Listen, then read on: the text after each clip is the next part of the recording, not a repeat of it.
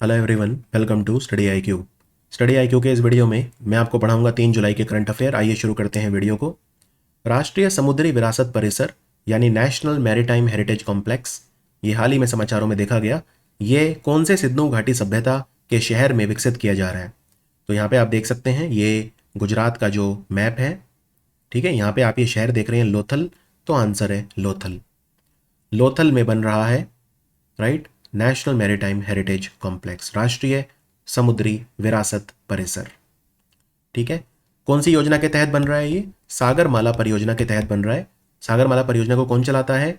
Ministry of port, shipping and waterway, यानी भारत का बंदरगाह, नौवहन और जलमार्ग मंत्रालय। तो इसका पर्पस क्या है इसको बनाने का? ये भारत की समुद्री विरासत को दिखाएगा। हमारी समुद्री विरासत बहुत पुरानी है, बहुत पहले से भारत में जहाज चलते थे, ऐसा माना जाता है। Central Asian country, European country से हमारा व्यापार रहता था बहुत पहले से। तो वो सब हमारा जो ग्लोरियस पास्ट है उसको ये म्यूजियम ये दिखाएगा परिसर।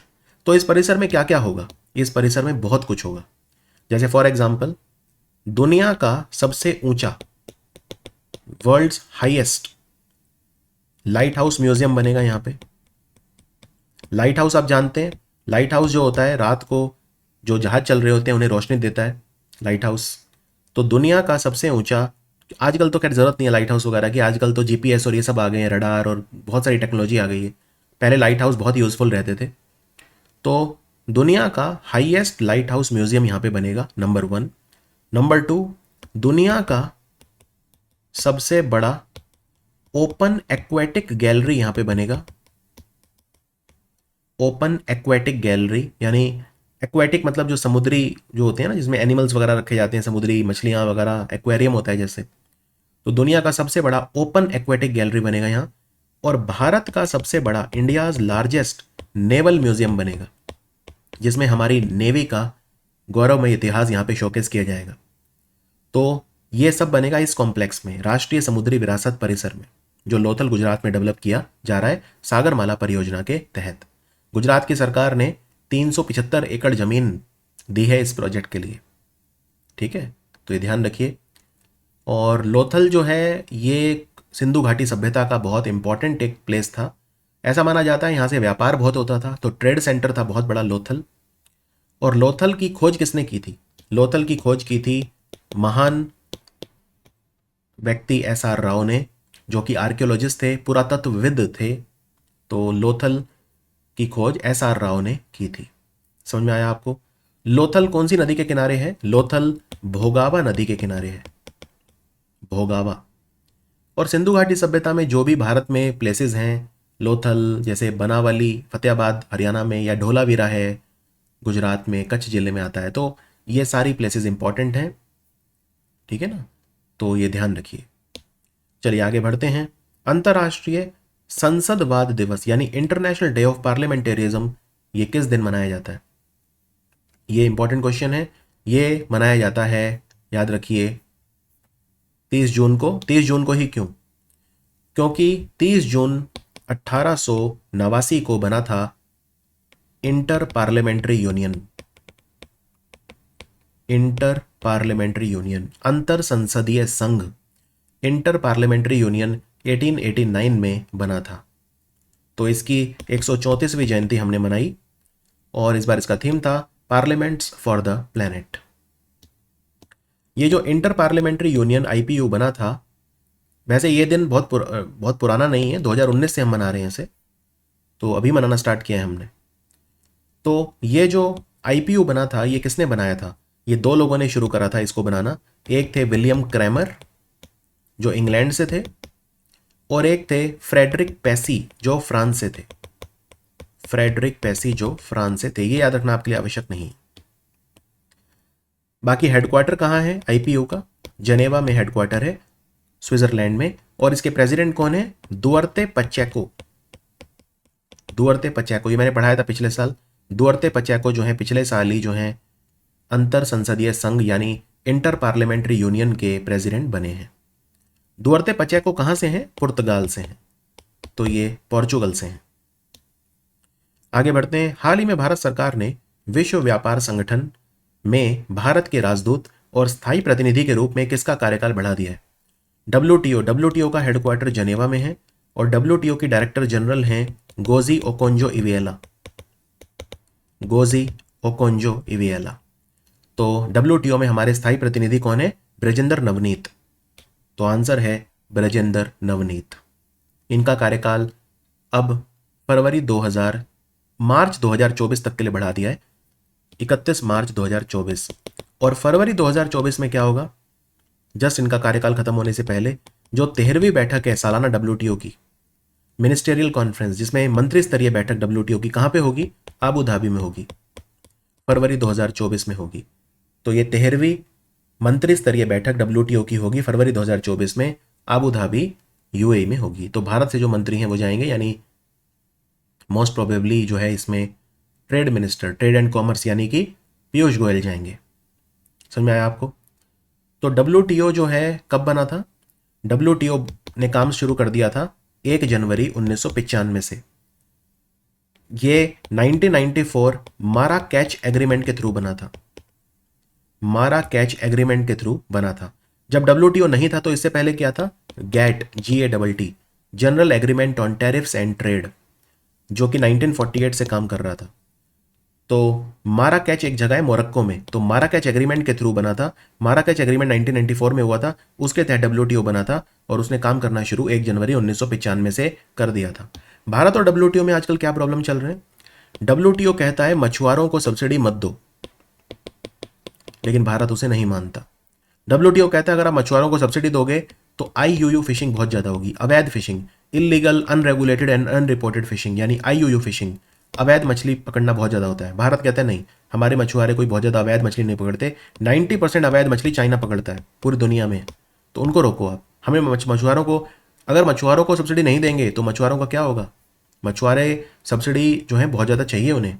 और भारत प्रधानमंत्री मत्स्य संपदा योजना भी चल रही है।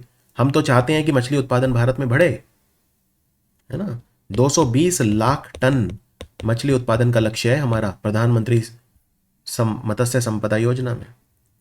तो ये जो लक्ष्य है हमें इसको सीरियसली लेना है ना। 220 लाख मैट्रिक टन कब तक करना है हमें मछली उत्पादन इतना? 2024-25 तक। अभी लगभग 180 तक तो लगभग पहुंच गए हैं मेरे ख्याल से। हम 170-180 के आसपास घूम रहे हैं। पहले तो जब ये योजना शुरू हुई थी तब 137 के आसपास था। 2000 आई थिंक 17-18 की बात है, तब कैलकुलेट किया था 138 के आसपास था उस समय। तो प्रधानमंत्री मत्स्य संपदा, मछुआरों को अगर सब्सिडी नहीं दी तो इतना मछली उत्पादन कहाँ से करेंगे हम? और आप देख ही रहे हो, हमारा जो भोजन है, सी फूड, समुद्री भोजन काफ़ी बेच रहे हैं हम। अमेरिका सबसे ज़्यादा खरीद रहा है, दूसरे नंबर पे चाइना था। और $8 अरब से ज़्यादा का हमने सी फूड बेचा है वित्तीय वर्ष 2023 में। और सबसे ज़्यादा क्या बेचते हैं हम? फ्रोज़न श्रिम्प, ये सबसे ज़्यादा बेचा हमने। और फ्रोज़न मछली दूसरे नंबर पे हमने सबसे ज़्यादा बेची।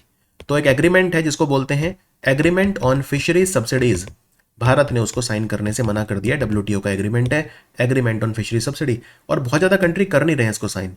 स्विट्जरलैंड पहला कंट्री था जिसने किया था साइन, अमेरिका ने कर दिया और कुछ और कंट्रीज, बाकी ज़्यादा अच्छा रिस्पॉन्स मिल नहीं रहा है। किसे वार्षिक यूके इंडिया अवार्ड्स में global Indian icon of the year का अवार्ड मिला है? Global Indian icon of the year का अवार्ड मैरी कॉम को मिला है यूके इंडिया अवार्ड्स में। तो लंदन में हुए थे ये अवार्ड्स अभी। मैरी कॉम 6 बार वर्ल्ड चैंपियन रही हैं मुक्केबाजी में, यानी बॉक्सिंग में। इन पे फिल्म भी बनी थी, प्रियंका चोपड़ा ने इनका रोल प्ले किया था, मैरी कॉम का। मणिपुर से हैं ये। और एक शेखर गुप्ता को आजीवन उपलब्धि पुरस्कार मिला। इन्होंने एक फिल्म भी बनाई थी एलिजाबेथ, रानी एलिजाबेथ के ऊपर एक फिल्म बनाई थी शेखर गुप्ता ने। तो शेखर कपूर हैं। शेखर गुप्ता तो वो हैं जो पत्रकार हैं द प्रिंट के, नहीं उनकी बात नहीं कर रहा मैं, दोबारा लिख देता हूँ आपको कन्फ्यूजन ना हो। इनके नाम में एक्चुअली कई बार मुझे भी कन्फ्यूजन हो जाती है। शेखर कपूर हैं जिन्होंने फिल्म बनाई थी एलिजाबेथ।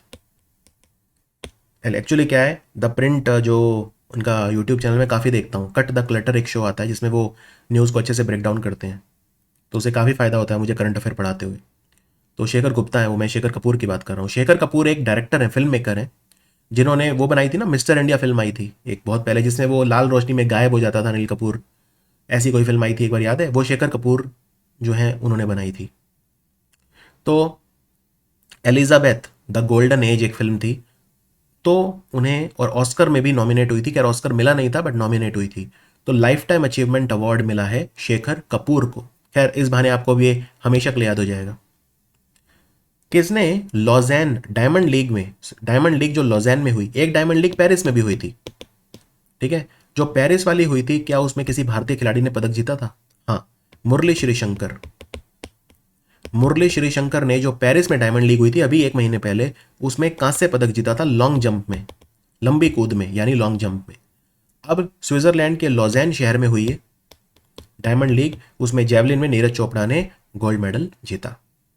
कितने की थ्रो फेंकी इन्होंने? 87.66 मीटर की थ्रो इन्होंने फेंकी। और इससे पहले दोहा लीग हुई थी, कतर की राजधानी दोहा में दोहा लीग, वहां पे नीरज चोपड़ा गोल्ड मेडल लेकर आए थे दोहा लीग में।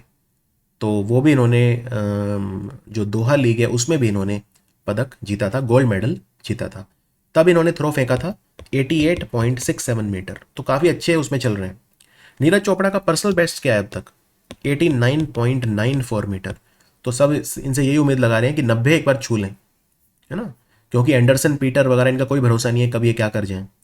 Anderson Peter world athletic championship में उन्होंने गोल्ड मेडल जीता था, जो ओरिगन अमेरिका में हुई थी, जिसमें नीरज चोपड़ा सेकंड आए थे। तो आज के टाइम में सबसे बड़ा खतरा नीरज चोपड़ा के लिए कौन है? Anderson Peters. हाल ही में भारत ने स्पेशल ओलंपिक वर्ल्ड गेम में बर्लिन में 202 पदक जीते, ठीक है। 202 में 76 गोल्ड मेडल थे, 75 सिल्वर मेडल थे यानी रजत पदक, और 51 ब्रॉन्ज यानी कांस्य पदक थे।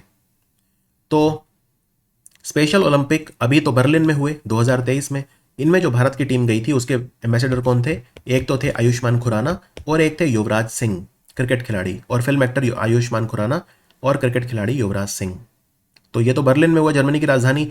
अगले स्पेशल ओलंपिक कहाँ पे होंगे? अगले स्पेशल ओलंपिक इटली के शहर टूरिन में होंगे, TURIN, टूरिन में होंगे 2025 में। लेकिन याद रखिए टूरिन वाले जो होंगे वो विंटर स्पेशल ओलंपिक होंगे, विंटर स्पेशल ओलंपिक होंगे। अभी जो 2023 में हुए हैं वो स्पेशल समर वाले हैं, ठीक है, कंफ्यूजन ना हो इसलिए आपको बता देता हूं। देखो जो स्पेशल गेम होते हैं किसके लिए होते हैं? बौद्धिक रूप से विकलांग खिलाड़ियों के लिए होते हैं।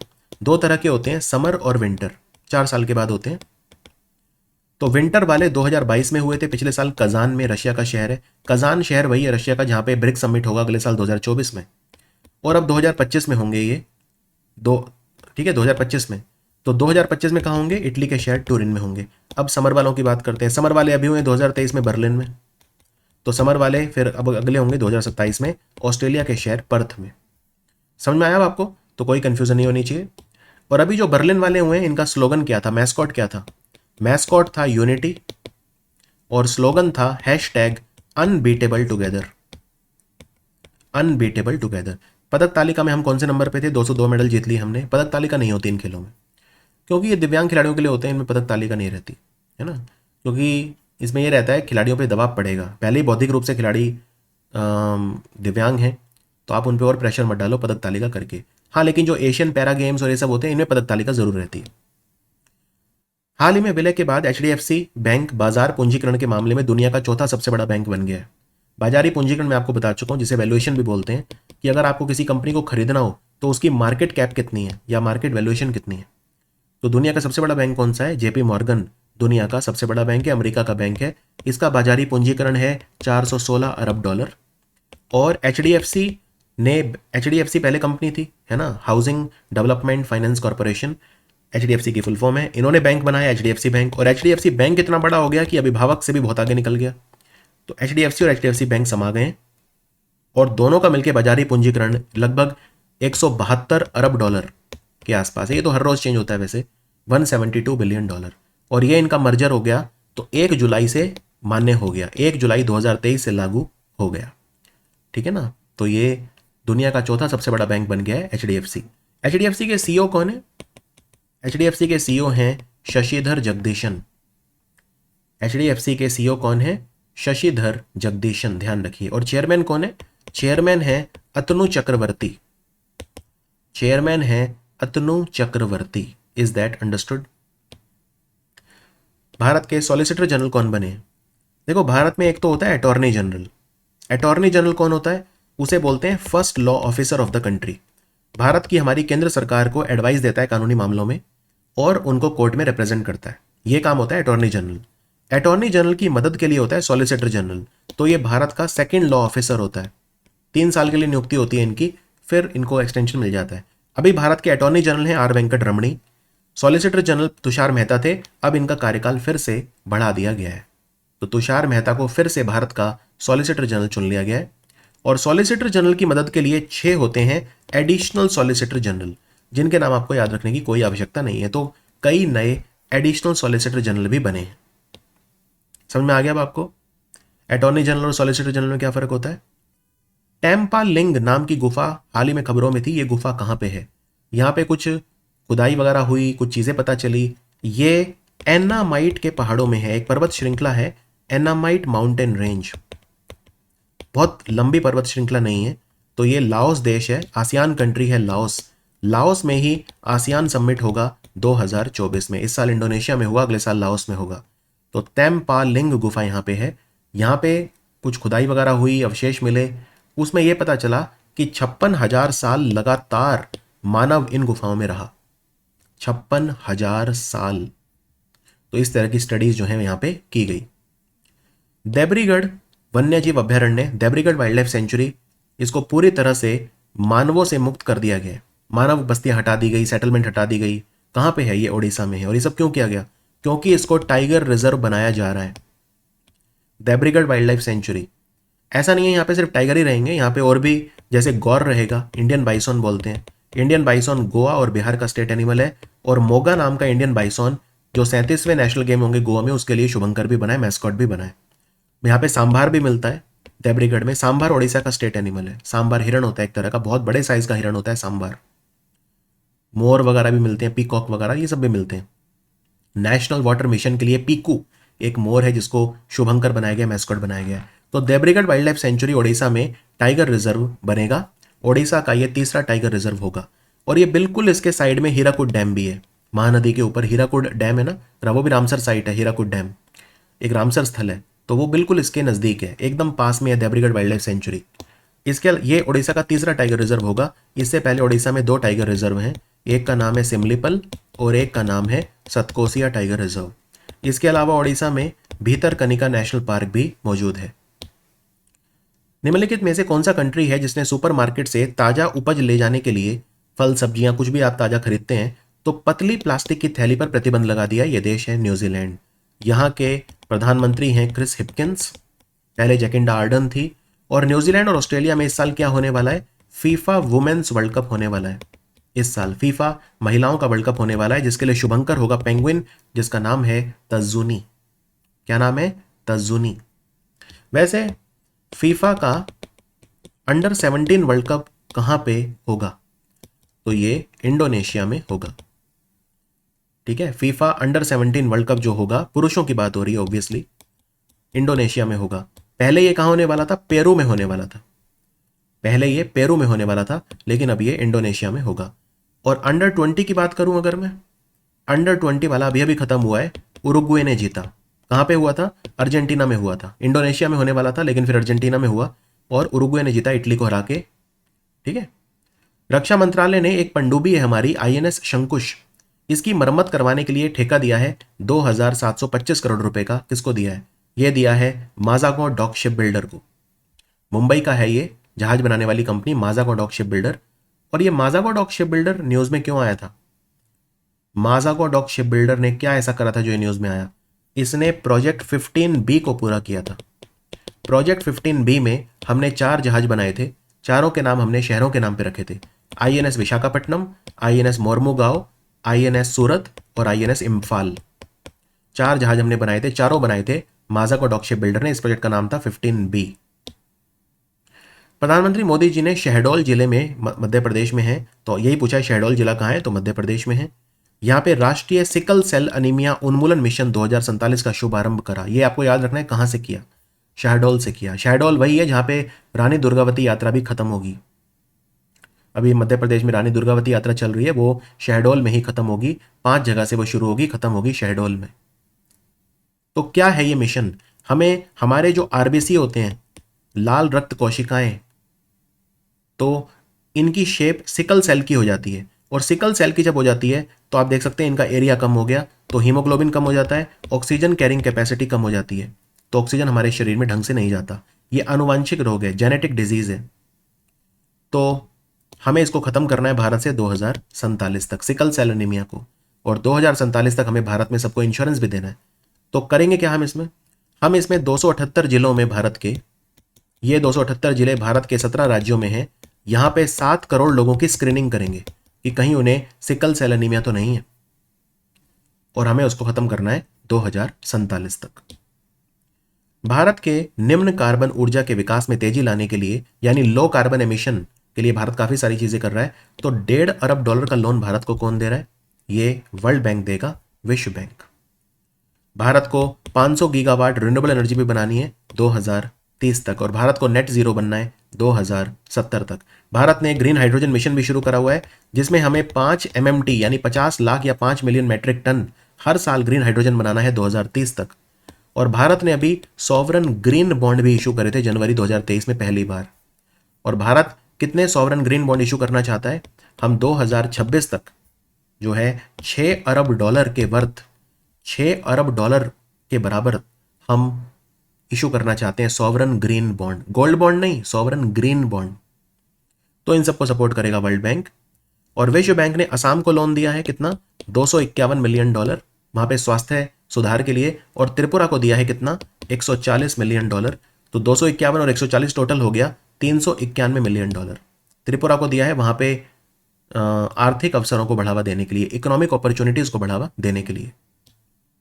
महिला कबड्डी लीग किसने जीती? दुबई में हुई थी, उमा कोलकाता ने जीती पंजाब पैंथर्स को फाइनल में हरा के। पहली बार कबड्डी लीग हुई थी, $1 करोड़ का प्राइज मिला है जीतने वाली टीम को, तो पंजाब पैंथर को इन्होंने हराया। ठीक है ना, पंजाब पैंथर को 50 लाख का मिला है, और जीतने वाली उमा कोलकाता को 1 करोड़ का मिला है। 12 दिन तक ये टूर्नामेंट चला था, 8 टीमें इसमें खेली थी। राष्ट्रीय चार्टर्ड अकाउंटेंट डे कब मनाया जाता है?